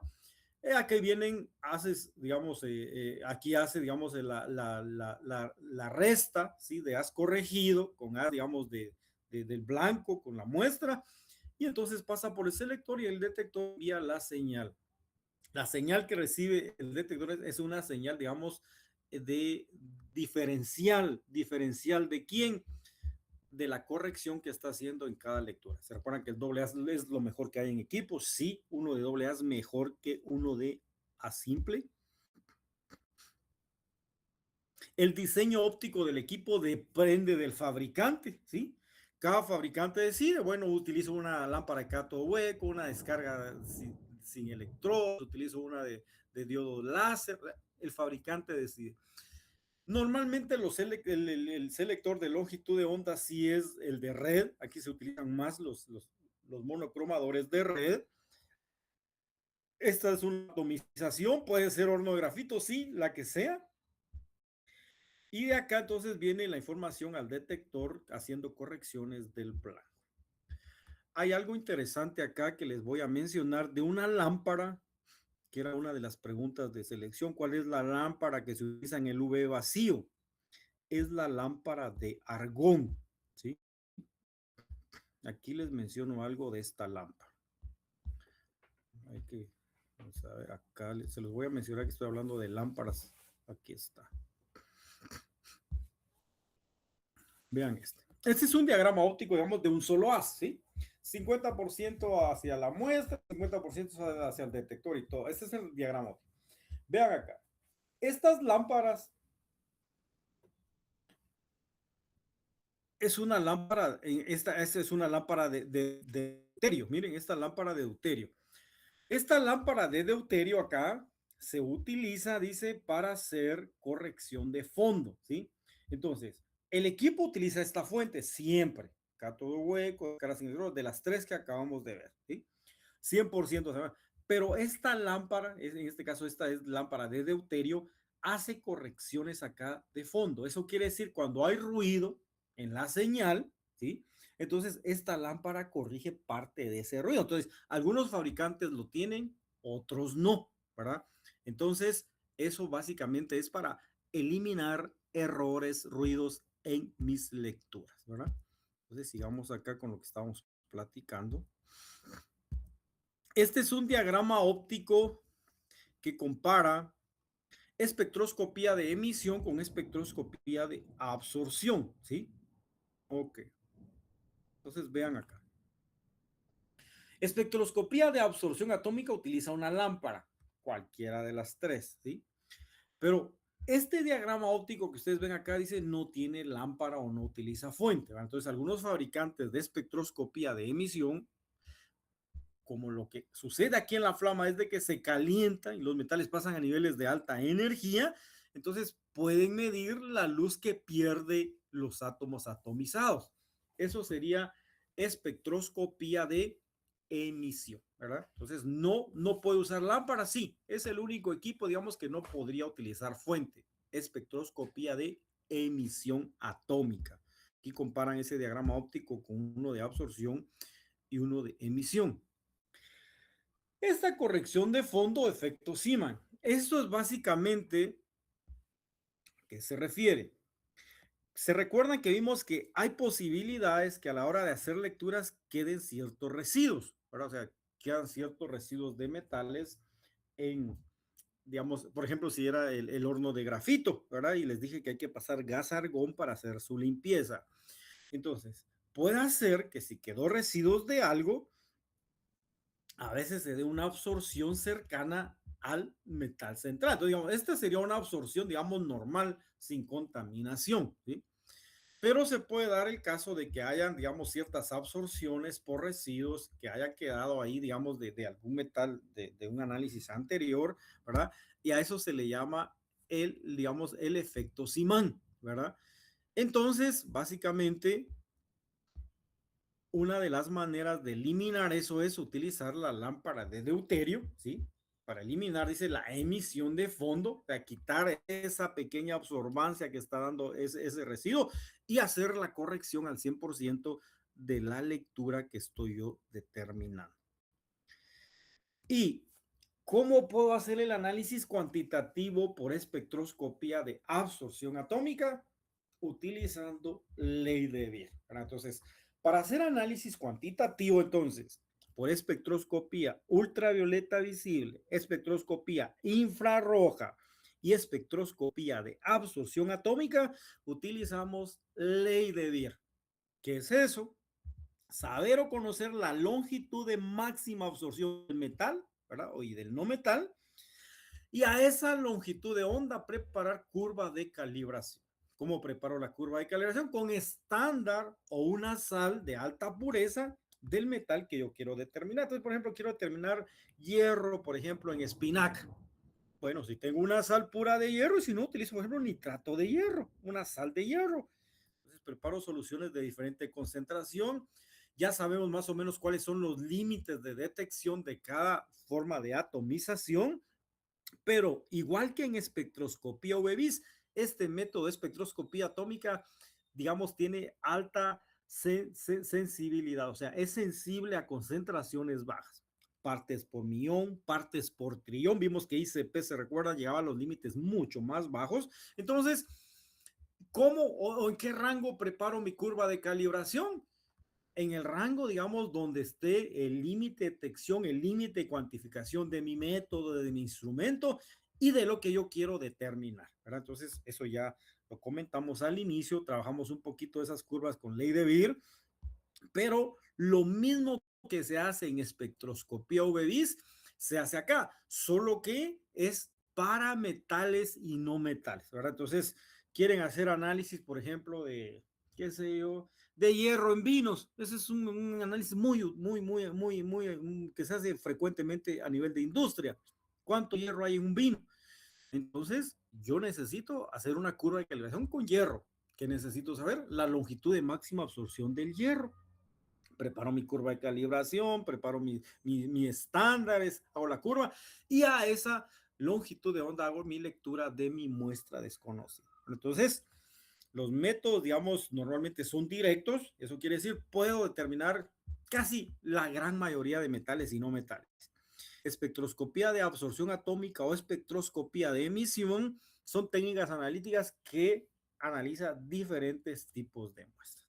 Y cuando uno se pregunta, ¿dónde puedo encontrar un metal? La verdad que metales hay en todos lados.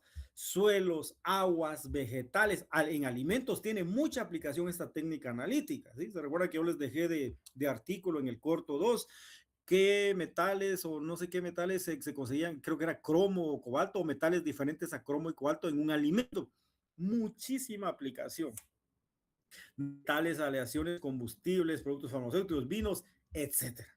Fluidos biológicos, sangre, ¿verdad? Por ejemplo, hierro en sangre, de lo muy común, ¿verdad? Muy frecuente que se hace. Algunos metales en la orina, por ejemplo. Entonces, hay aplicaciones en todo tipo. Mucha aplicación ambiental, por ejemplo, metales pesados. Se quiere saber cuánto cadmio, cuánto plomo, cuánto cromo hay, por ejemplo, en un suelo, en un sedimento, en el mar, en un alimento. Mucha aplicación. según cómo es el metal, así es la forma de atomización, ¿sí? Ya lo mencionamos, pero cada una de las técnicas analíticas de esas tiene mucha aplicación. Entonces, metales o no metales, espectroscopía de absorción atómica, puede ser emisión, sí, espectroscopía de emisión, y si no está ese equipo, fluorescencia de rayos X, ¿verdad? Que fue la técnica que les comenté que hace análisis multielemental y que también no es destructiva. Entonces, también tiene mucha aplicación, sí, porque hace casi lo mismo. Entonces, por ejemplo, por espectroscopía de fluorescencia de rayos X, ¿puedo determinar todos estos metales simultáneamente? Sí, porque cada uno tiene sus líneas de emisión diferentes. Entonces, presentan bandas características para cada uno y según su intensidad usuaria, así es su concentración, ¿verdad? Entonces, no sé si tengamos duda, algún comentario con este tema.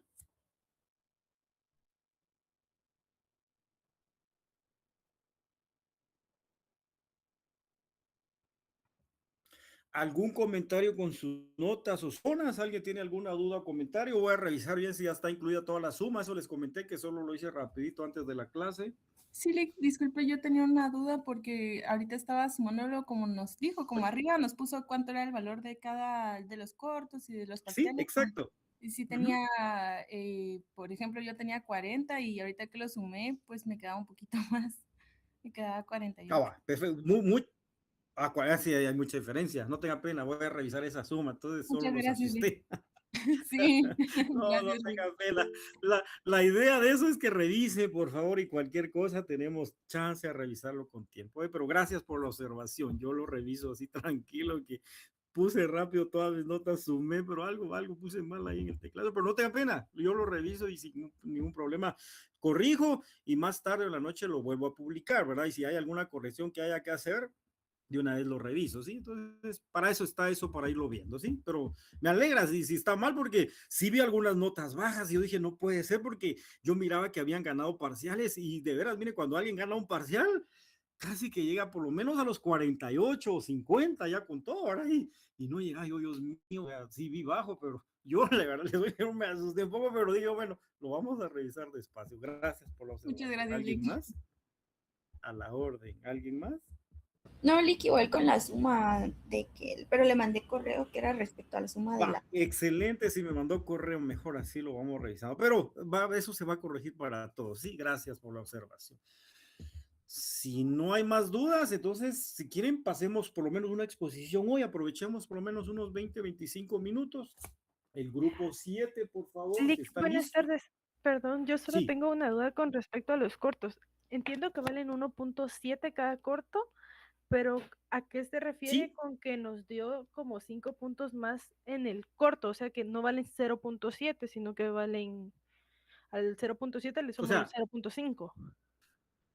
los cortos valen, o sea, el total de cortos son 5 puntos. Entonces, Ajá. 3 cortos dividido 5, 1.7 cada corto. O sea, eso vale. O sea, eso vale de parcial. Aparte, digamos, le sumó a su nota de parcial, perdón, le sumó 20 puntos. Eso ya está incluido ahí en su nota, pero cada corto vale 1.7. Si usted tiene 100 en los 3 cortos, debería tener 5 puntos en total.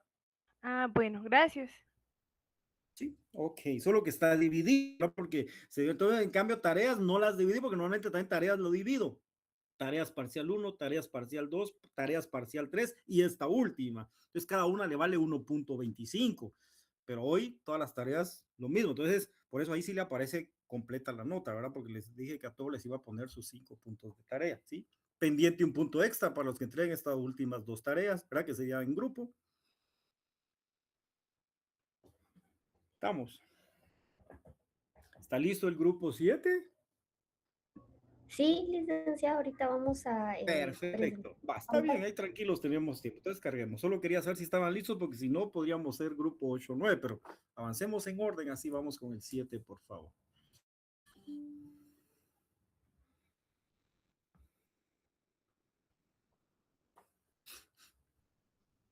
Ok, Solo bueno, nos confirma, licenciada, si se puede ver. nosotros somos el grupo 7 y vamos a exponer acerca de la cuantificación por espectroscopía de absorción atómica ICP-MS. Específicamente en determinación de elementos esenciales y tóxicos en esta misma técnica, en medicamentos a base de hierbas Mi nombre es Sherlyn Estrada y este es el grupo 7. Primero que nada, pues tenemos que comprender que el proyecto, pues lo primero es terminar de entender la técnica, ¿no? Que estamos utilizando. El ICP-MS, que específicamente es espectroscopía de masas con plasma acoplado inductivamente, es lo que estábamos viendo en la clase. No es una espectroscopía de absorción convencional, es una técnica de emisión e ionización que combina una fuente de plasma con un detector de masas. Su principio fundamental, pues, consiste en introducir la muestra en una forma de aerosol dentro de un plasma de argón extremadamente caliente. A diferencia de lo que estábamos viendo anteriormente, que era una flama, pues este se conforma por una antorcha, que es lo que podemos ver en el modelo espectroscópico. A ver, aparte de eso, pues es similar a la temperatura de la superficie del Sol, así que pese a que no es una flama como tal, es demasiado caliente. Este calor tan intenso pues destruye los enlaces químicos de nuestra matriz de las plantas medicinales, atomiza los elementos y les arranca un electrón. Esto los convierte en iones de carga positiva y esos iones son los que viajan hacia el sistema de detección y son los que nos van a permitir cuantificar. Ahora bien, ¿cómo utilizamos esta técnica en el laboratorio? Pues el proceso comienza con la muestra, que generalmente es un líquido, y es bombeada hacia el nebulizador. Este dispositivo se mezcla con un gas portador que casi siempre es argón, lo transforma en un líquido, un aerosol muy fino, en donde solo las gotas más pequeñas van a continuar el viaje, mientras que las más grandes se descartan por el drenaje. El aerosol pues llega a la antorcha en donde se ha generado un plasma de argón a un campo magnético inducido por una bobina de radiofrecuencia. Las temperaturas aquí son extremas y alcanzan desde los 6000 a los 10.000 Kelvin. Es por eso que es demasiado caliente. En fracciones de segundo ocurren tres fenómenos consecutivos. Primero, la deshidratación. El solvente se evapora por completo y deja solo micropartículas sólidas.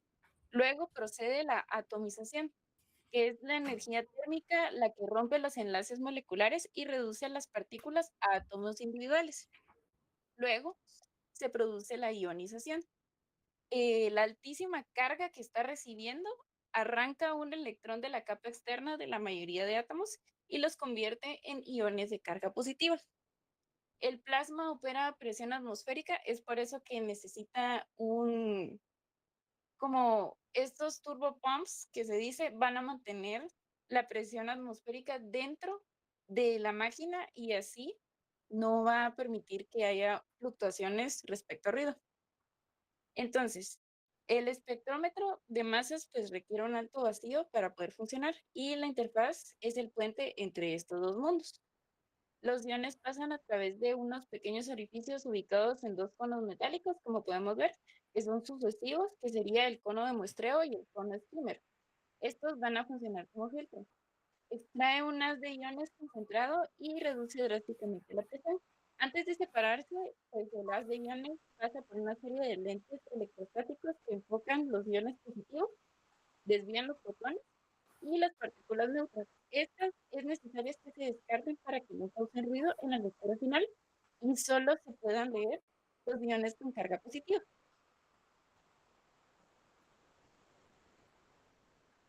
Siguiente, papá. Ahora bien, lo que para mí es el corazón de esta máquina, que sería el cuadrúpulo. Este nos va a ayudar en la separación, es como un filtro. Una vez que tengamos los iones enfocados, pues, ¿cómo los separamos? Aquí entra el analizador, que comúnmente es el cuadrúpulo. Estas son cuatro barras metálicas que a la vez se les aplican voltajes de corriente continua y radiofrecuencia combinados. Al variar estos voltajes de forma tan rápida, pues el cuadrúpulo actúa como un filtro dinámico en donde solo los iones eh, pueden atravesar. Tienen una relación masa-carga específica que logra una trayectoria estable. Si logran esa trayectoria estable, pues atraviesan las barras sin chocar. Como la mayoría de elementos de interés en nuestras plantas medicinales forman iones de carga más uno, la relación masa-carga pues equivale directamente a la masa atómica del elemento. Por ahí va la clasificación. Así que el equipo puede separar pues secuencialmente el plomo, cadmio o arsénico en cuestión de milisegundos. Como decía el licenciado, principalmente este es multielemental, no solo se rige a no metales o metales, pero lo bueno es que los diferencia por sus átomos en sí, y ahí es donde vamos a determinar lo que es la masa. Siguiente diapositiva, por favor. Ahora bien, llegamos a la parte crucial, en cómo se cuantifica por ICP-MS y qué es lo que obtenemos ahí. Cuando el ion seleccionado por el cuadrúpulo impacta en el detector, que es como la ventanita que hay ahí, esto genera una cascada de electrones que se traduce a una señal eléctrica medible. Entonces el equipo cuenta literalmente cuántos iones son los que impactan por segundo, conteos por segundo o CPS, para saber la concentración real de las muestras de medicinas herbales. Preparamos una curva de calibración con nuestras muestras conocidas de los metales y a mayor cantidad de átomos del metal en la muestra, más iones van a llegar al detector y mayor va a ser la intensidad de la señal. Y además se añade un estándar interno, un elemento que no esté en la muestra para corregir cualquier variación de plasma o del nebulizador durante la lectura. Al final lo que tenemos es un perfil multielemental exacto que nos dice en partes por millón o partes por billón si es un producto natural seguro para el consumo humano o si está contaminado con metales pesados, que es la gráfica que podemos ver en la parte de abajo. Como el artículo que se seleccionó de ACS Omega, pues es una revisión sistemática donde los autores más que todo evaluaron el desempeño global de los sistemas ICP-MS basados en filtros de cuadrúpula, pues es justo el esquema que acabo de explicar. Y pues muestra los desempeños de este tipo de array, en donde básicamente este artículo pues demuestra que es el estándar de oro para detectar de manera simultánea elementos esenciales y metales pesados a niveles muy micros.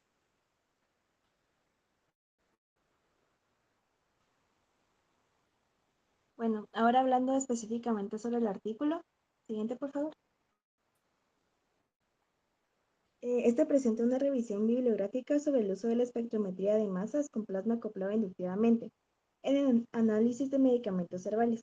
Los autores analizaron estudios publicados entre 2015 y 2025 sobre plantas medicinales como manzanilla, cúrcuma, cannabis y ginseng. El interés en estas plantas radica en que contienen elementos esenciales como hierro, calcio y zinc, pero también pueden acumular elementos tóxicos como arsénico, plomo, cadmio y mercurio.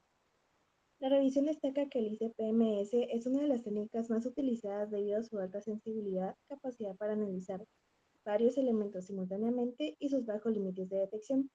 Además, la digestión ácida asistida por microondas fue el método de preparación de muestras más empleado. Finalmente, los autores concluyen que metodologías como LA-ICP-MS, HPLC-ICP-MS y SEC-ICP-MS mejoran el control de calidad y la evaluación de seguridad de los medicamentos herbales.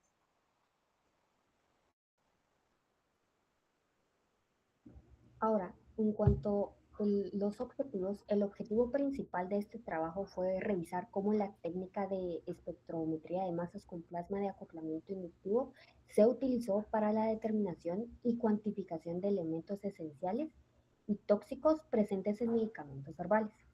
Asimismo, se pretendió describir de manera general los métodos más utilizados para la preparación y el tratamiento de muestras antes del análisis, analizar las principales aplicaciones de esta técnica en el control de calidad, la evaluación de la seguridad y la verificación de la composición de productos herbales, así como explicar el uso de técnicas complementarias como la espectrometría de masas con plasma de acoplamiento inductivo por ablación láser y la cromatografía líquida acoplada a la espectrometría de masas con plasma de acoplamiento inductivo, para obtener así información más detallada sobre la distribución y especiación de los elementos.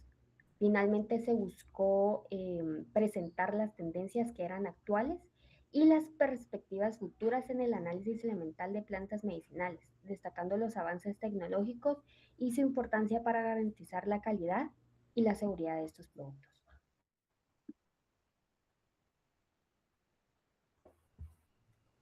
La preparación más utilizada en los estudios revisados fue la digestión ácida asistida por microondas en recipientes cerrados. Este procedimiento se aplicó en especies como Cannabis sativa, Citrus limón, Cúrcuma longa y Olea europea y Sambucus nigra. Generalmente se utilizaron entre 200 y 500 miligramos de muestra vegetal junto con ácido nítrico y peróxido de hidrógeno. La digestión se realizó a temperatura de entre 180 y 220 grados Celsius para lograr la completa descomposición de la matriz orgánica y liberar los elementos para su posterior análisis por ICP-MS. También las preparaciones con secado y molienda.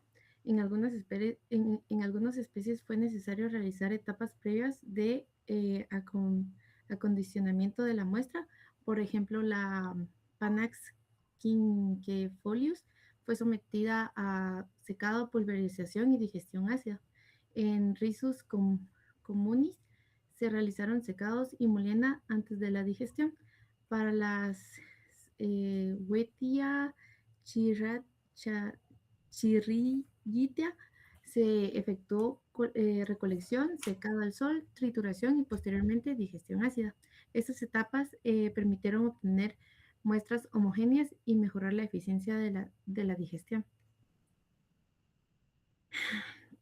También se prepararon la preparación de infusiones. Para simular el consumo humano de las plantas medicinales, varios estudios analizaron infusiones preparadas a partir de hojas secas. Durante esta preparación se controlaron variables como la relación planta-agua, la temperatura del agua y el tiempo de infusión y la filtración. Este procedimiento permitió evaluar la cantidad de elementos que realmente pasan a la bebida consumida por el usuario. También las preparaciones para especialización química. En estos estudios se especializaron para la especialización química, se buscó identificar las diferentes formas químicas de un elemento. Para ello se realizaron extracciones con agua o mezclas de agua y metanol. Un ejemplo fue el análisis de arsénico, donde se utilizó 1 gramo de muestra con 10 mililitros de agua y metanol en proporción 1:9. Seguido a una agitación durante 2 horas y filtración con membranas de 0.2 micrómetros antes del análisis por HPLC y CPMS. También para la preparación para la LA-ICP-MS, el análisis directo de tejidos vegetales mediante la LA-ICP-MS, las muestras fueron lavadas, secadas cuidadosamente. Posteriormente se realizaron cortes finos mediante criocortes con espesores de 10 a 50 micrómetros. También se aplicó una preavalación para eliminar contaminantes superficiales. En los análisis de sólidos, las muestras fueron molidas para obtener partículas menores de 10 micrómetros y luego compactadas en forma de pellets para asegurar una superficie homogénea durante la ablación láser. También las condiciones instrumentales de la ICP-MS. Las determinaciones se realizaron mediante la ICP-MS utilizando plasma de argón para minimizar interferencias espectrales que se emplearon gases de colisión o reacción como helio, hidrógeno y amoníaco. Además se utilizaron estándares internos como indio, rodio y ridio como correcciones posibles, variaciones instrumentales y mejorar la precisión de los resultados. En algunos métodos se reportaron recuperaciones entre 96 y 103%, lo que demuestra una adecuada.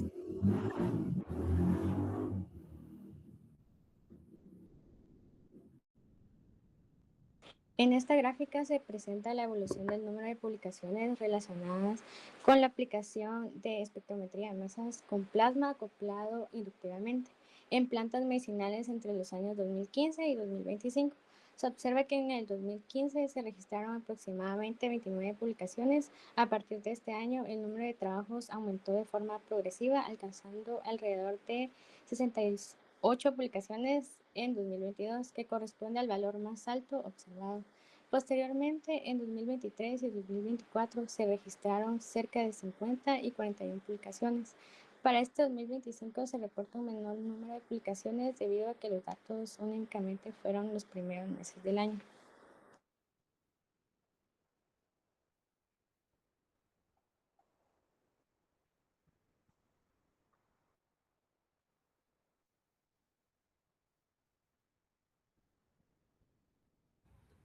Ok, bueno, después de los resultados, pasamos a discutir qué significan estos hallazgos y cuáles son las limitaciones metodológicas.